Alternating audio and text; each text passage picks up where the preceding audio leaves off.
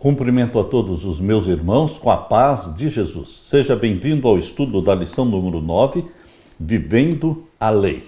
Antes de começar, vamos orar. Pai querido que estás nos céus, na tua presença estamos buscando mais uma vez a tua bênção. Conforme Jesus prometeu, derrama sobre mim e os meus irmãos o Espírito Santo, abrindo a nossa mente para entender a tua palavra. Em nome de Jesus suplicamos. Amém, Senhor. Vivendo a lei. O verso áureo. Então o Senhor disse a Moisés: assim você dirá aos filhos de Israel: vocês viram que dos céus eu lhes falei.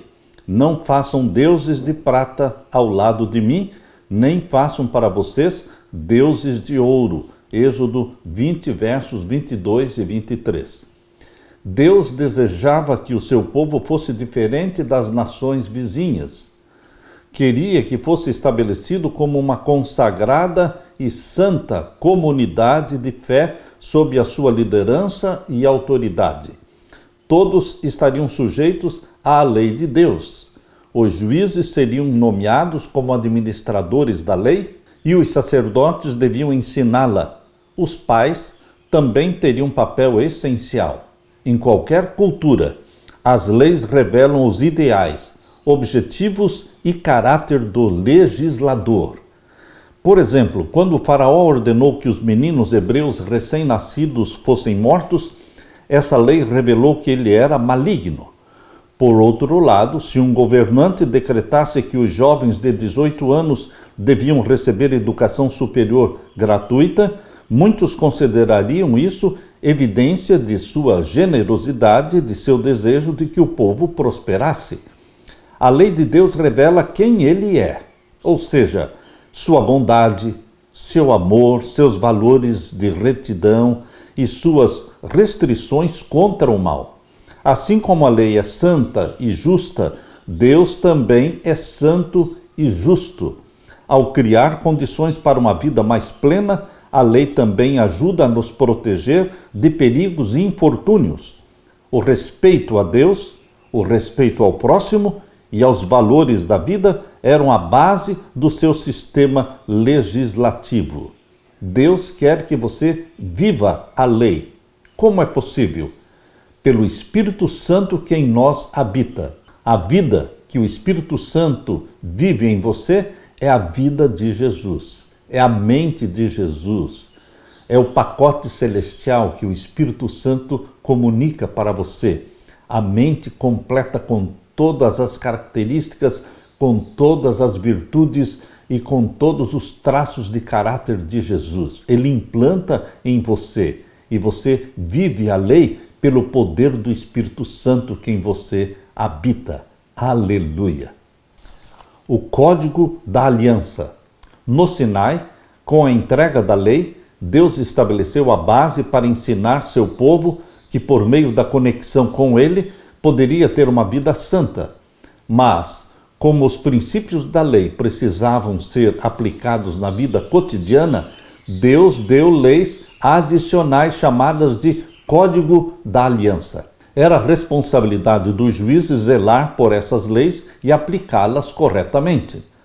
Com a mente cegada e pervertida pela escravidão e pelo paganismo, os israelitas não estavam preparados para valorizar completamente os princípios de grande alcance dos 10 mandamentos, dos 10 preceitos de Deus. Para que os deveres expressos no Decálogo pudessem ser mais plenamente entendidos e executados, foram dados preceitos adicionais que ilustravam e aplicavam os princípios dos 10 mandamentos. Essas leis foram chamadas de juízos, tanto porque eram organizadas com sabedoria e equidade infinita, quanto pelo fato de que os magistrados deveriam julgar de acordo com elas.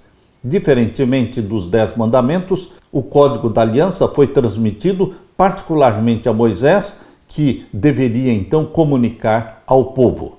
Abra sua Bíblia agora em Êxodo capítulo 21. Êxodo capítulo 21 e vamos ver então os versos 1 até o verso 32. Aqui diz: estes são os estatutos que lhes proporás. Após dar os 10 mandamentos no capítulo 20, logo no capítulo 21, Deus acrescenta os estatutos adicionais. Estes são os estatutos que lhes proporás. Se comprares um servo hebreu, 6 anos servirá, mas ao 7º sairá forro de graça, ou seja, sairá livre. Depois de 6 anos de servidão, o escravo deveria sair livre no 7º ano. Se entrou só com o seu corpo sairá. Se ele era homem casado, sairá sua mulher com ele. Se o seu senhor lhe houver dado uma mulher, e ela lhe houver dado filhos ou filhas, a mulher e os seus filhos serão do seu senhor, e ele sairá só com o seu corpo. Mas se aquele servo expressamente disser, eu amo ao meu senhor, e a minha mulher e aos meus filhos, não quero sair forro, então seu senhor o levará aos juízes e o fará chegar à porta ou ao postigo, e o seu senhor lhe furará a orelha com uma sovela e o servirá para sempre.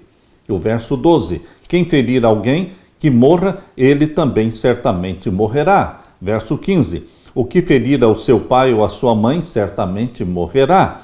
Verso 17, e quem amaldiçoar ao seu pai ou sua mãe, certamente morrerá.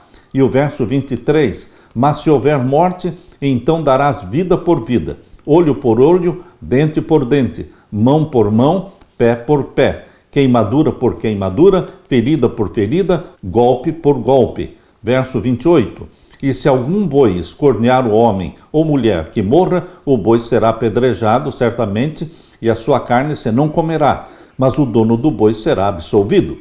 Mas se o boi dantes era escorneador e o seu dono foi conhecedor disso, e não o guardou, matando o homem ou mulher, o boi será apedrejado e também o seu dono morrerá.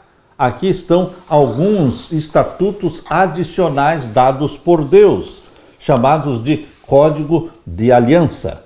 O Código da Aliança ocupa vários capítulos, capítulo 21, 22, capítulo 23, todos estes regulamentos e leis tinham o objetivo de conter o crescimento do mal e construir uma sociedade organizada. As leis que regulamentavam a escravidão eram peculiares e não devem ser confundidas com a prática cruel e perversa da escravidão moderna ou medieval. Os escravos hebreus eram protegidos, eles eram valorizados. Nas sociedades modernas e medievais, os servos e escravos eram propriedade do seu dono, que podia fazer o que quisesse com eles. As leis bíblicas, porém, regulamentavam as coisas de modo distinto. A servidão era limitada a 6 anos somente. No 7º ano, todos os escravos tinham que ser libertados, a menos que quisessem ficar com o seu senhor. Os senhores também tinham de lhes dar o descanso do sábado, conforme diz Êxodo capítulo 20, versos 9 e 10. Eles tinham direito ao descanso do sábado, e o seu dono também deveria prover suas necessidades essenciais. Embora na maior parte do mundo a escravidão tenha sido abolida, de que modo alguns dos seus resquícios persistem? Na forma como você trata o seu empregado, o seu funcionário. Você pode estar sendo um senhor generoso, justo, honesto, ou você está agindo como um senhor maligno. Da forma como você trata o seu funcionário, da forma como você o remunera. Deveremos usar da misericórdia, da bondade, para que os funcionários vejam em você, o patrão, um senhor justo, guiado pelo Espírito Santo. Tanto o patrão como os empregados devem refletir o caráter de Deus. Embora vivamos em uma sociedade diferente, os princípios que você encontra nesses estatutos de Deus, estes princípios são válidos. Embora em circunstâncias diferentes, pratique o princípio de bondade, de respeito, de remuneração justa, e Deus te abençoará. Aleluia! Na parte de segunda-feira, mais leis. Em sua misericórdia, Deus ensinou os juízes a lidar com as pessoas em situações relacionadas aos direitos de propriedade. A Bíblia apresenta estudos de caso, indicando, por exemplo, o que fazer se um boi atacasse o boi de um vizinho, se as pessoas roubassem um animal doméstico e o vendessem, se os animais pastassem no campo ou no vinhedo de outra pessoa, e se um item que alguém tomasse emprestado fosse roubado, ou se um animal alugado fosse ferido ou morresse, Deus deixou instruções de como agir. Abra sua Bíblia em Êxodo capítulo 22 e vamos ver então os versos 16 a 31. Aqui diz: se alguém enganar alguma virgem que não for desposada e se deitar com ela, certamente adotará por sua mulher. Se você deitar e ter sexo com uma moça que ainda é virgem, você deve adotá-la como esposa. É isso que o verso 16 está dizendo. Verso 17. Se o seu pai inteiramente recusar dar-lhe, dará dinheiro conforme ao dote das virgens. A feiticeira não deixarás viver. Queridos, estes princípios que nós vemos aqui, embora numa sociedade diferente em que você e eu vivemos, estes princípios podem ser respeitados, porque são princípios divinos. A feiticeira, a bruxaria, as cartomantes, todo este mundo oculto do maligno precisa ser condenado. A feiticeira não deixarás viver. Verso 19. Todo aquele que se deitar com o animal certamente morrerá. Este é um princípio que se aplica até mesmo em nossos dias. Verso 20. O que sacrificar aos deuses, e não só ao Senhor, será morto. Naquele tempo era uma teocracia, então a morte era no momento em que a pessoa adorasse outros deuses, seria morto. Hoje nós vivemos em governos diferentes, o povo de Deus espalhado no mundo todo. Então, Deus não vai matar a pessoa instantaneamente, mas no acerto de contas, no juízo final, a pessoa que adora outros deuses será morta. Ou seja, Deus está postergando a recompensa, mas a recompensa virá. O que sacrificar aos deuses, e não só ao Senhor, será morto. Verso 21. O estrangeiro não afligirás, nem o oprimirás, pois estrangeiros fostes na terra do Egito. Ou seja bondoso, caridoso, misericordioso para com os estrangeiros. Verso 22. A nenhuma viúva nem órfão afligireis. Verso 23. Se de alguma maneira os afligirdes e eles clamarem a mim, eu certamente ouvirei o seu clamor. E a minha ira se acenderá e vos matarei a espada, e vossas mulheres ficarão viúvas e os vossos filhos órfãos. Verso 25. Se emprestares dinheiro ao meu povo, ao pobre que está contigo, não te haverás com ele como um usurário, não lhes imporeis usura. Deus condena emprestar para o seu irmão dinheiro com juros. Você não vai cobrar juro do seu irmão. Queridos, este princípio ainda tem que ser respeitado hoje. Você pode ajudar as pessoas fazendo doações ou emprestando sem cobrar juros. Mas, verso 26, se tomares em penhor o vestido do teu próximo, lhe o restituirás antes do pôr do sol, porque aquela é a sua cobertura e o vestido da sua pele, em que se deitaria? Será, pois, que quando clamar a mim, eu o ouvirei, porque sou misericordioso. E agora o verso 31. E ser-me-eis homens santos, portanto não comereis carne despedaçada no campo, aos cães a lançareis. Ser-me-eis santos, porque Deus é santo. Nós também precisamos buscar a santidade. No capítulo 23, também, de Êxodo, e o verso 1 até o verso 9. Não seguirás a multidão para fazeres o mal, nem uma demanda falarás tomando parte com o maior número para torcer o direito. Você não é multidão, meu irmão. Você age individualmente diante de Deus, guiado pelo Espírito Santo. Não se una à multidão para fazer o mal. Aquela multidão que clamou, crucifica-o, crucifica-o. Muitos deles comeram dos pães e dos peixes produzidos miraculosamente por Jesus Cristo, mas eles se uniram à multidão. O ser humano, muitas vezes, no meio da multidão, ele age de forma errada, ele se deixa influenciar. Por isso aqui está dizendo no verso 2, capítulo 23, verso 2, não seguirás a multidão para fazeres o mal. Você responde individualmente diante de Deus. Verso 3, nem ao pobre favorecerás na sua demanda.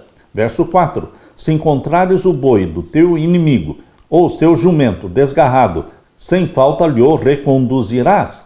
Olha o princípio da bondade e da misericórdia. Se você encontrar o animal do teu inimigo, você vai reconduzi-lo até o Senhor, até o dono. E o verso 5, se vires o jumento daquele que te aborrece deitado debaixo da sua carga, deixarás, pois, de ajudá-lo? Certamente o ajudarás juntamente com ele. Olha o princípio da misericórdia. Verso 6, não perverterás o direito do teu pobre na sua demanda. De palavras de falsidade te afastarás, e não matarás o inocente e o justo, porque não justificarei o ímpio. Também presente não tomarás, porque o presente cega os que têm vista e perverte as palavras dos justos. Também não oprimirás o estrangeiro, pois vós conheceis o coração do estrangeiro, pois fostes estrangeiros na terra do Egito. Meu querido irmão, Deus deixou todas as instruções adicionais aos 10 mandamentos. As leis de Deus incluíam diferentes questões. Havia regulamentações contra rebaixar ou humilhar as pessoas. Deus não queria que houvesse exploração. Em sua misericórdia, ele procurou corrigir as tendências pecaminosas do coração humano e restringir as inclinações naturais das pessoas. Com isso, a sociedade seria mais segura, o mal seria eliminado em bons relacionamentos interpessoais cultivados. Justiça e amor devem governar as ações. Assim era naquele tempo, assim é hoje. Seja você um empregado, seja você um patrão, você precisa ser guiado pelos princípios da palavra de Deus. Leia também Êxodo 23 e os versos 10 a 19. Aqui diz: também 6 anos semearás tua terra e recolherás os seus frutos. Semeavam 6 anos, no 7º ano não semeava. E aquilo que a terra produzisse no 7º ano deveria pertencer a quem? Aos pobres, aos necessitados. Mas ao 7º a soltarás e deixarás descansar, para que possam comer os pobres do teu povo, e do sobejo comam os animais do campo. Assim farás com a tua vinha e com o teu olival. 6 dias farás os teus negócios, mas ao 7º dia descansarás, para que descanse o teu boi e o teu jumento, e para que tome alento o filho da tua escrava e o estrangeiro. Aqui no capítulo 23, verso 12, Deus repete aqui aquilo que ele disse no 4º mandamento da Santa Lei de Deus sobre o descanso sabático, no 7º dia da semana. Verso 14 em diante. 3 vezes no ano me celebrareis festa. A festa dos pães asmos guardarás. 7 dias comerás pães asmos, como te tenho ordenado, ao tempo apontado no mês de Abibe, porque nele saíste do Egito, e ninguém apareça vazio perante mim. E a festa da cega, ou seja, a festa da colheita dos primeiros frutos do teu trabalho, que houveres semeado no campo, e a festa da colheita, a saída do ano, quando tiveres colhido do campo o teu trabalho. Então existia a festa da colheita no começo do ano, e existia a festa da colheita no final do ano. 3 vezes no ano, todos os teus varões aparecerão diante do Senhor. E o verso 19, as primícias dos primeiros frutos da tua terra trarás à casa do Senhor teu Deus. Embora existissem 7 festas sagradas, 7 festas proféticas no santuário da terra, o povo compareceria diante do Senhor 3 vezes no ano. Ou seja, eles viriam na festa dos pães asmos, que envolvia a festa da Páscoa, pães asmos e festa das primícias. Estas 3 festas estavam na sequência. Páscoa, dia 14, pães asmos começava no dia 15 e já no dia 16 a festa das primícias. Todo o povo deveria comparecer diante do Senhor. Deveriam comparecer também na festa do Pentecostes, que ocorria 7 semanas depois da festa das primícias. 7 semanas depois acontecia a festa do Pentecostes. Então, eles compareceriam diante do Senhor nessas 2 festas que estavam no começo do ano. E agora existiam as festas do final do ano. No 7º mês, primeira festa do 7º mês era a festa das trombetas, e na sequência vinha então a festa da expiação. A festa das trombetas era do 1º dia até o 10º dia. A festa das trombetas acontecia durante os 10 primeiros dias do 7º mês. E no dia 10 do 7º mês era a festa da expiação. E no dia 15 do 7º mês começava a festa dos tabernáculos, a festa da colheita, que durava 7 dias. Portanto, eram 2 grupos de festas, as festas do começo do ano e as festas do final do ano. E o povo de Deus deveria comparecer diante de Deus nestas festas, que eram sagradas, mas também eram profecias. 7 festas proféticas apontando para o ministério de Jesus Cristo no santuário celestial. Jesus iniciou seu ministério como vítima, como Cordeiro de Deus, morrendo no dia da Páscoa. E então ele ressuscitou, cumprindo a profecia da festa das primícias, que apontava para a ressurreição de Jesus e daquela multidão que ressuscitou com Jesus, conforme diz Mateus capítulo 27, versos 51 a 53.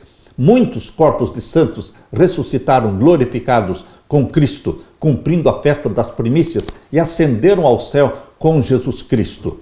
E queridos, na festa do Pentecostes, Jesus Cristo foi entronizado no santuário celestial e então derramou sobre a sua igreja o Espírito Santo, a chuva temporã do Espírito Santo.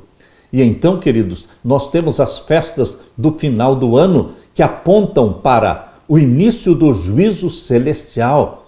Os 10 primeiros anos que antecederam o ano de 1844, nesses 10 anos que antecederam 1844, foi a pregação da mensagem de Deus. É a festa das trombetas anunciando a chegada do juízo, que começou em 22 de outubro de 1844. Nós vivemos hoje a 6ª festa do Santuário Celestial, que começou em 1844, o juízo celestial pelos mortos. E ainda não chegou o juízo dos vivos, porque só chegará quando for aprovada a lei dominical, e então vamos ter o juízo dos vivos, o selamento do povo de Deus com o selo do Deus vivo e o selamento dos ímpios com o sinal da besta. Meu querido irmão, a última festa será a festa dos tabernáculos, que é a festa da colheita, quando Jesus Cristo voltará e arrebatará a sua igreja, colherá a sua igreja levando-a para o céu numa viagem de 7 dias, porque esta festa durava 7 dias. E então nós vamos ascender ao céu numa viagem espacial de 7 dias, cumprindo a festa da colheita do santuário celestial. Todas as festas do santuário da terra eram profecias apontando para o santuário celestial. Aleluia! O sábado foi estabelecido na criação, a semana da criação, conforme diz Gênesis capítulo 2, 1 a 3. Estava conectado à libertação de Israel também, porque em Deuteronômio capítulo 5, verso 12 a 15, o sábado aparece como também um sinal de libertação de Israel. E de forma poderosa, o sábado aponta para a adoração ao Deus como Criador, Redentor e Senhor nosso. Entretanto, havia 3 festas importantes que Israel deveria celebrar a cada ano. Primeiro, a Páscoa, ou festa dos pães asmos sem fermento, que ocorria na primavera do hemisfério norte, entre o mês de março e abril do nosso calendário. Número 2, o Pentecostes, ou festa da colheita, ou das semanas, 7 semanas após a festa anterior, começando assim 50 dias depois. E terceiro, a festa dos tabernáculos, ou das cabanas, ou a festa da colheita, do final do ano, no outono, entre setembro e outubro. Meu querido irmão, esta é uma doutrina pregada, entendida e pregada pelos adventistas do 7º dia, que entendem o santuário da terra e entendem que o santuário da terra era somente uma ilustração do santuário celestial.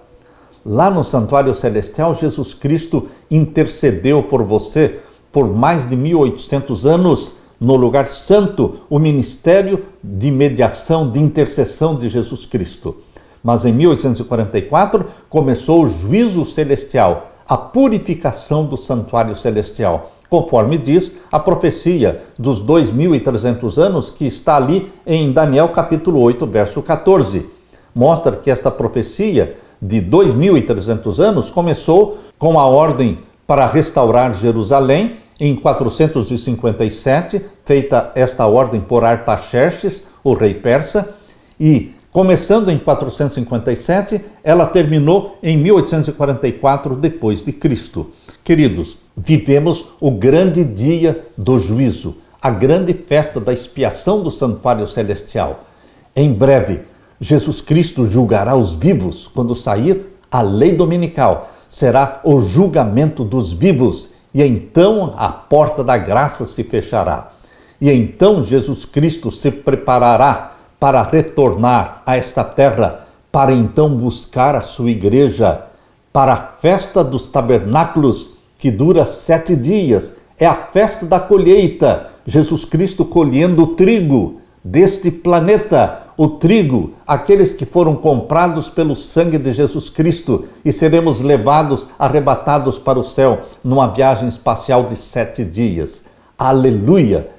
Então vamos entrar pelos portões da Nova Jerusalém, recebendo das mãos de Jesus Cristo a coroa de ouro, que Ele dará a todos os vencedores. Você está entre os vencedores pelo nome e pelo sangue de Jesus? Que Deus te abençoe e te dê a vitória, meu querido irmão. Aleluia!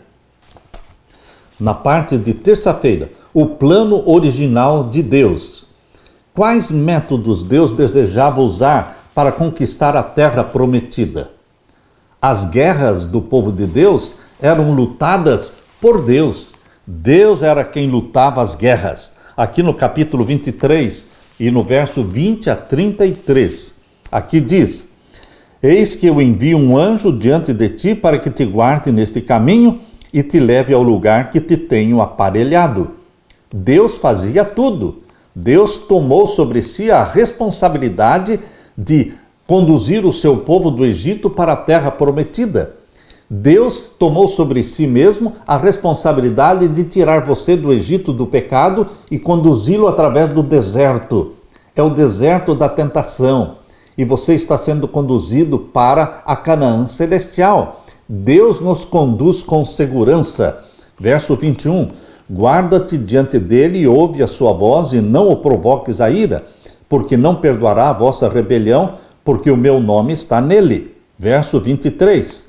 Porque o meu anjo irá diante de ti e te levará aos amorreus, aos heveus, aos heteus e aos perizeus e aos cananeus, heveus e jebuseus, e eu os destruirei. Aqui diz que o anjo do Senhor iria diante deles. Este anjo do Senhor é Jesus Cristo, que é chamado de anjo do Senhor. Ele, Jesus Cristo, era a coluna de nuvem. Ele, Jesus Cristo, era a coluna de fogo à noite. Jesus Cristo era a rocha de onde saía a água. Jesus era tudo. Assim Jesus também é tudo para você hoje. É tudo na minha vida. Aqui diz Êxodo 23 e o verso 24. Não te inclinarás diante dos seus deuses, nem os servirás, nem farás conforme as suas obras, antes os destruirás totalmente e quebrarás de todo as suas estátuas. Aqui Deus está dizendo que o seu povo, chamado para ser santo, deveria não se inclinar diante dos deuses do mundo. Hoje ainda existem deuses e ídolos no mundo e nós deveremos fugir deles. Nem farás conforme as suas obras. O nosso padrão não é o padrão do mundo. O nosso padrão é celestial. Nós obedecemos a ordem do nosso Pai. Deveremos destruir os ídolos. Quebrarás a todas as suas estátuas. Mas no original, estátuas significa pilares, obeliscos. Não deveremos adorar o sol, o dia do sol, o aniversário do sol, 25 de dezembro. Queridos, nós não deveremos adorar os ídolos, que naquele tempo eram ídolos de madeira, de pedra, mas hoje são ídolos disfarçados.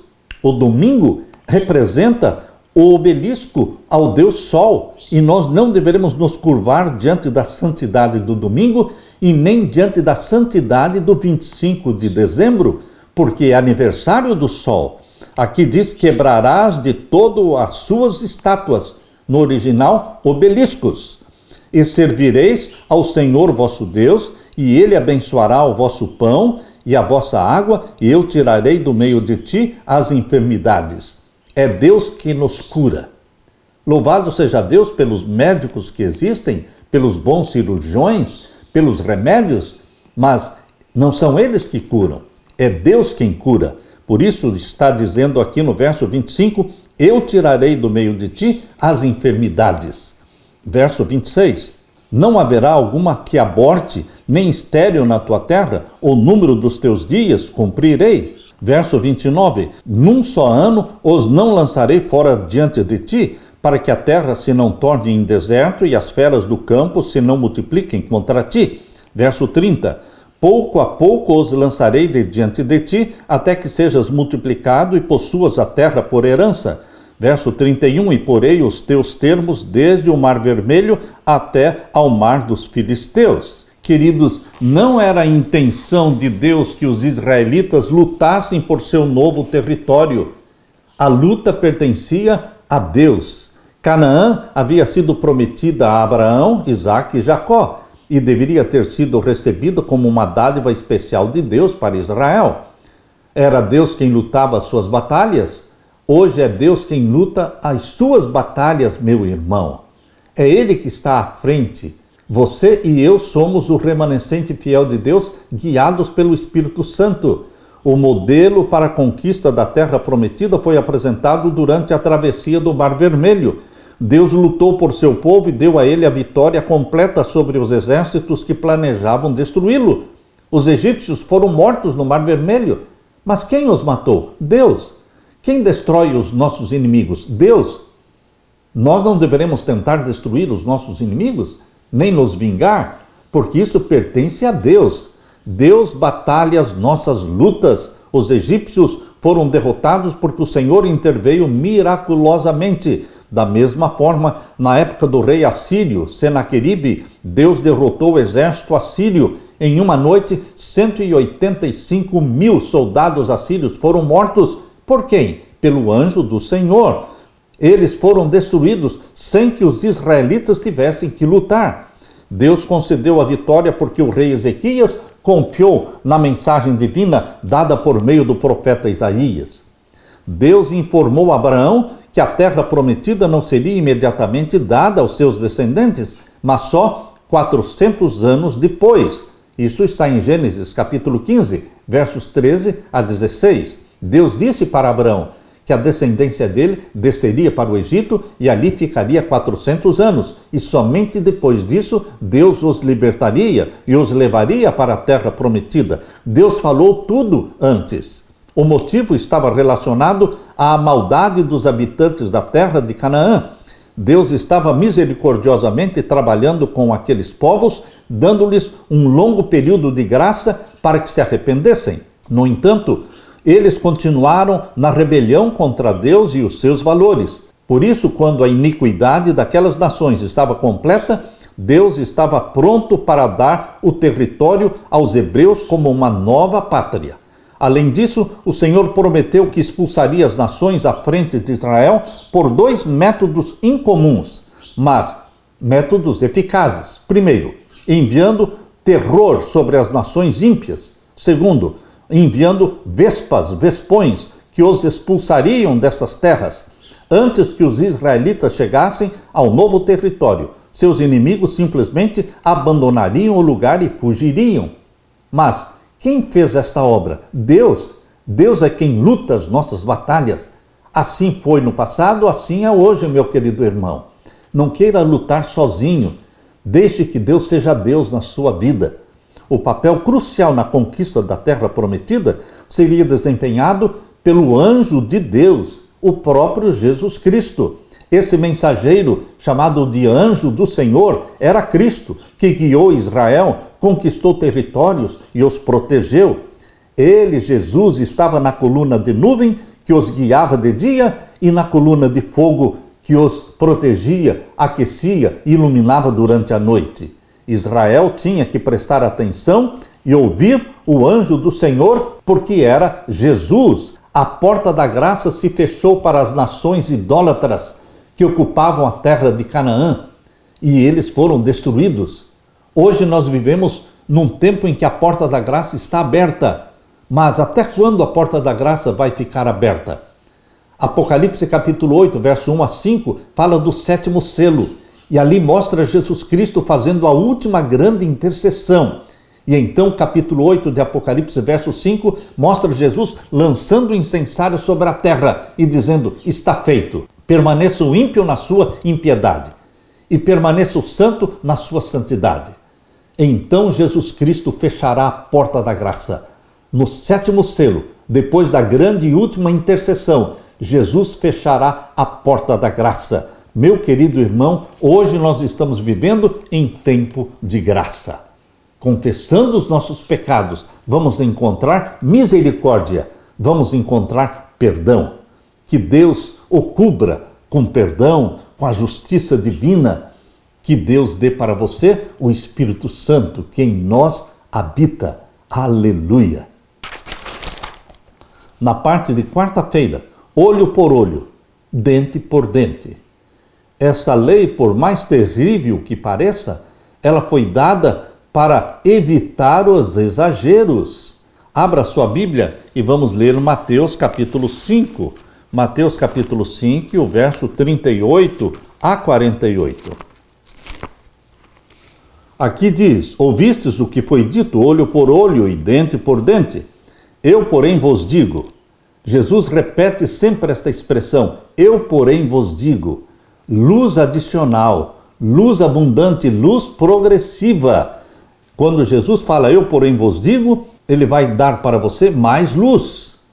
Eu, porém, vos digo que não resistais ao mal, mas se qualquer te bater na face direita, oferece-lhe também a outra. Coisa difícil é cumprir este mandamento de Jesus. Somente pelo Espírito Santo habitando em você e em mim, nós vamos poder dar a outra face. Verso 40. E ao que quiser pleitear contigo e tirar-te o vestido, larga-lhe também a capa. E o verso 41. E se qualquer te obrigar a caminhar 1 milha, vai com ele 2. Verso 42. Dá a quem te pedir e não te desvies daquele que quiser que lhe emprestes. Olha, queridos, estes mandamentos dados por Jesus Cristo aqui, eles só podem ser praticados pelo poder do Espírito Santo vivendo em nós. Verso 43. Ouvistes o que foi dito, amarás ao teu próximo e aborrecerás o teu inimigo? Eu, porém, vos digo, luz abundante, luz progressiva. Amai vossos inimigos, bendizei aos que vos maldizem, fazei bem aos que vos odeiam, e orai pelos que vos maltratam e vos perseguem. Verso 45. Para que sejais filhos do vosso Pai que está nos céus, porque faz que o seu sol se levante sobre maus e bons, e a chuva desça sobre justos e injustos. Pois, se amardes os que vos amam, que galardão havereis? Não fazem os publicanos também o mesmo? E se saudardes unicamente os vossos irmãos, o que fazeis demais? Não fazem os publicanos também assim? Sede vós, pois, perfeitos, como é perfeito o vosso Pai que está nos céus. Queridos, como Jesus interpretou o significado da lei de olho por olho e dente por dente? Como devemos aplicá-la hoje? No Sermão do Monte, Jesus citou os textos do Antigo Testamento com os quais seus ouvintes certamente estavam bem familiarizados. No entanto, Jesus falou contra as interpretações rabínicas comuns naquele tempo, que ao longo dos séculos haviam se afastado do propósito original dessas leis. Ou seja, a tradição humana não apenas escondeu o propósito da palavra de Deus, mas em vários casos distorceu seu significado e intenção. Pense, por exemplo, nas leis que os fariseus criaram a respeito do sábado, tornando o sábado um dia insuportável. Jesus estava restaurando essas leis ao seu propósito original. Por exemplo, sobre o sábado, Jesus mostrou como deveríamos guardar o sábado. Ele não era um transgressor do sábado, do quarto mandamento da lei de Deus. Ele era um transgressor do sábado dos fariseus, porque na forma em que os fariseus pensavam, Jesus estava transgredindo o sábado. Mas Jesus estava ensinando a guardar o sábado da forma original. Um sábado que deveria ser sinal de misericórdia. É lícito fazer o bem no sábado. Meu querido irmão, nós não podemos guardar o sábado da forma como os fariseus guardavam, e sim da forma como Jesus nos ensinou a guardar. No Sermão do Monte, ao dirigir os seus ouvintes de volta à intenção e significado originais dos textos bíblicos, Jesus estava buscando corrigir algumas destas interpretações equivocadas. Ele disse: vocês ouviram o que foi dito, eu, porém, vos digo. Mateus 5,38. O texto de Êxodo 21, 24, que menciona olho por olho e dente por dente, é conhecido como lex talionis, ou lei do talião. Essa frase também ocorre em outras partes da Bíblia.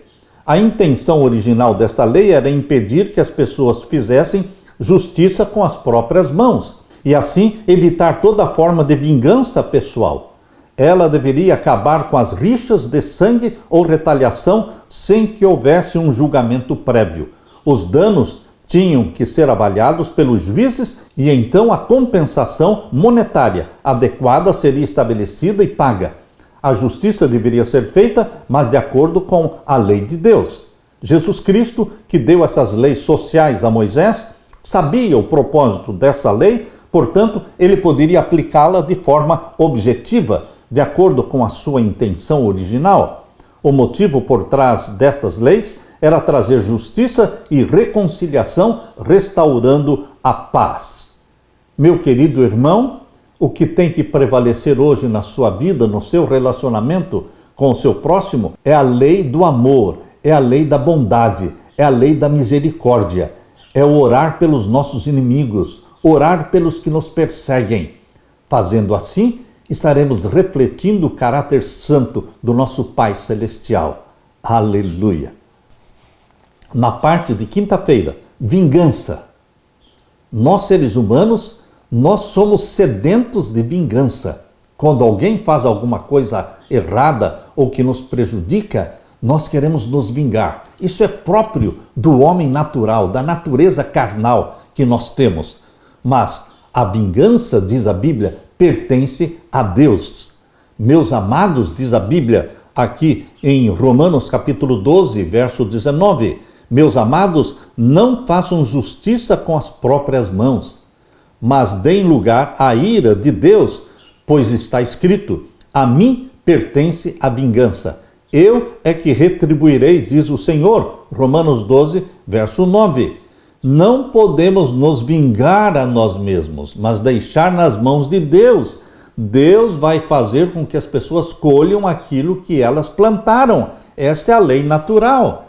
Abra sua Bíblia em Mateus capítulo 6.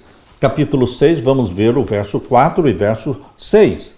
Aqui diz: para que a tua esmola seja dada ocultamente, e teu pai que vem em segredo te recompensará publicamente. E o verso 6, mas tu, quando orares, entra no teu aposento e, fechando a tua porta, ora a teu pai que está em oculto, e teu pai que vê secretamente te recompensará. A recompensa vem de quem? Vem de Deus. Deus que vê você orando, Deus vai te recompensar. Capítulo 16, e o verso 27. Porque o Filho do Homem virá na glória do seu Pai, com os seus anjos, e então dará a cada um segundo as suas obras. Todos estes versos que estamos lendo está falando de recompensa. Deus vai retribuir segundo as suas obras. A recompensa virá. Leia agora Lucas capítulo 6. Lucas capítulo 6 e o verso 23. Aqui diz: folgai nesse dia e exultai, porque eis que é grande o vosso galardão, ou seja, a sua recompensa, no céu, pois assim faziam seus pais aos profetas. E também 2 Timóteo capítulo 4 e o verso 8. 2 Timóteo capítulo 4 e o verso 8. Desde agora a coroa da justiça me está guardada, a qual o Senhor, justo juiz, me dará naquele dia, e não somente a mim, mas também a todos os que amarem a sua vinda. Deus está falando de recompensa, de galardão. Todos estes versos estão dizendo que Deus vai recompensar cada um segundo as suas obras. E quando você lê Apocalipse capítulo 22, abra sua Bíblia. Em Apocalipse capítulo 22, você pode ler então o verso 12. Aqui diz: e eis que cedo venho, e o meu galardão está comigo para dar a cada um segundo a sua obra. Tanto os justos serão recompensados, galardoados com a vida eterna, com arrebatamento para o céu, como também os ímpios serão recompensados pela morte, a segunda morte, que será no lago de fogo e enxofre. Meu querido irmão, Jesus não era contra o princípio da recompensa e punição. Justiça é uma questão de princípio, é parte essencial da vida. No entanto, ninguém deve assumir por si mesmo o papel de juiz, júri ou carrasco. Quão fácil seria distorcer a justiça? Não cabe a você e a mim retribuir o dano. Se precisamos lidar com o mal, isso deve ser realizado por um tribunal constituído, é o trabalho dos juízes. Jesus disse que deveremos ser perfeitos como é perfeito o Pai nosso que está nos céus, Mateus 5,48. Como podemos ser perfeitos como o próprio Deus? O amor altruísta é a característica essencial de Deus. E o Espírito Santo coloca em você o amor altruísta de Deus. Ele ensina seus filhos a amar os seus inimigos e a orar por aqueles que os perseguem. A verdadeira perfeição é amar, perdoar e ser misericordioso. E como é que você e eu poderemos amar, perdoar e ser misericordioso? Pela habitação do Espírito Santo em você. O Espírito Santo que habitou em Cristo, fazendo com que Cristo amasse, perdoasse e fosse misericordioso, esse mesmo Espírito Santo habita em você e nos torna amáveis, perdoadores e misericordiosos. Esse princípio de ser amável, bondoso e misericordioso é o que significa refletir o caráter de Deus. A lei de Deus, os 10 mandamentos, refletem o caráter de Deus. E quando você, pela habitação do Espírito Santo em você, se torna obediente aos 10 mandamentos, então você e eu estamos refletindo diante do mundo o caráter de Deus, refletindo diante do mundo o caráter do nosso Pai Celestial. Tal Pai, tal Filho. Você vai refletir o caráter do Pai Celestial, que está na sua santa lei. Por isso Deus diz que o povo escolhido, o remanescente fiel do tempo do fim, guarda os mandamentos de Deus, tem a fé de Jesus e guarda os mandamentos de Deus. Abra sua Bíblia em Apocalipse capítulo 14. Aqui está a característica do remanescente fiel dos últimos dias. Aqui lemos capítulo 14 de Apocalipse, verso 12. Aqui está a paciência dos santos, aqui estão os que guardam os mandamentos de Deus e a fé de Jesus. Isto significa que o remanescente fiel reflete o caráter de Deus. Caráter de Deus que está refletido na sua santa lei. E o Espírito Santo nos faz obedientes aos mandamentos de Deus e implanta em você a fé em Jesus Cristo como único e exclusivo Salvador. Só Jesus salva.